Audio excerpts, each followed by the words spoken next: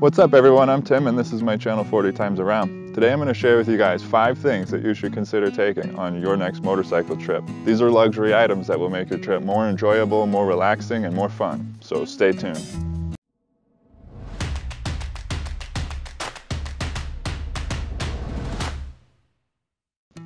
Alright guys, let's jump right into this. Today we're hanging out in the desert out in Arizona and we're going to be talking about 5 things that you should take with you on your next motorcycle trip. So the first one is, if you're like me and you listen to a lot of music on your motorcycle, you'll find pretty quickly that headphones can be a huge hassle.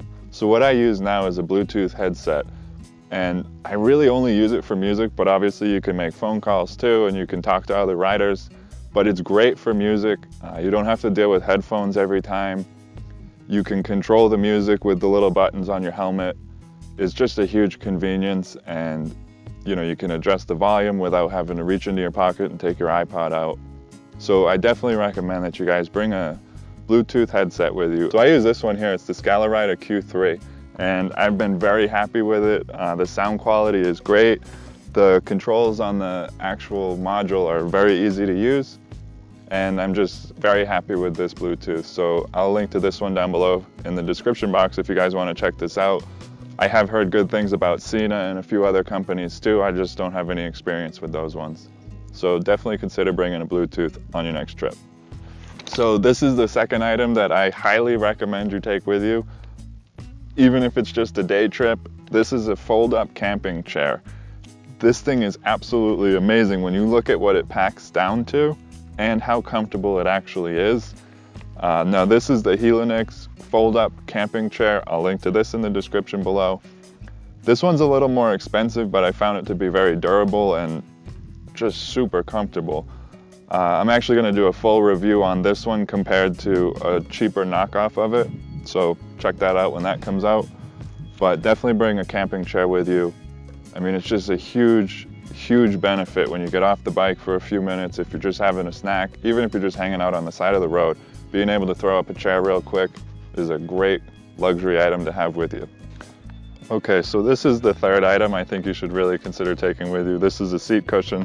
This is the one that I bring on most of my trips. It definitely adds a little bit of cushion, and mostly I just like the way this one looks, but it is actually pretty comfortable.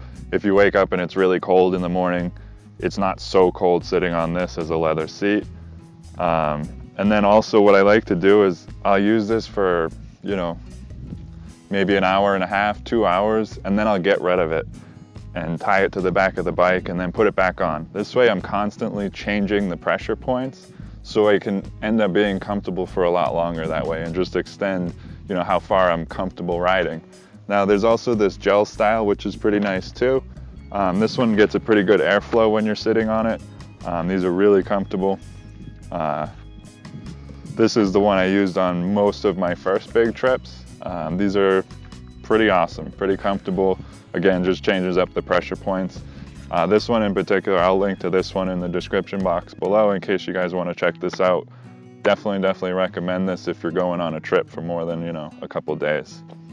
Now this next item, I don't actually have something to show you for this one, but this is bring a throttle lock. Now my bike actually has cruise control, so I don't have a throttle lock to show you like I said, but this is huge if you're riding for days on end or even just for a long day trip. Having a throttle lock will save, just being able to put this hand down by your side for a minute or just relax.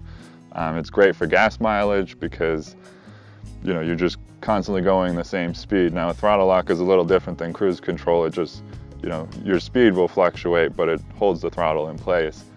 They're pretty cheap and add so much to your comfort level, being able to let go of the throttle once in a while. So bring a throttle lock on your next motorcycle trip. So the fifth item I suggest you take with you, this is actually probably a little more than just a luxury item.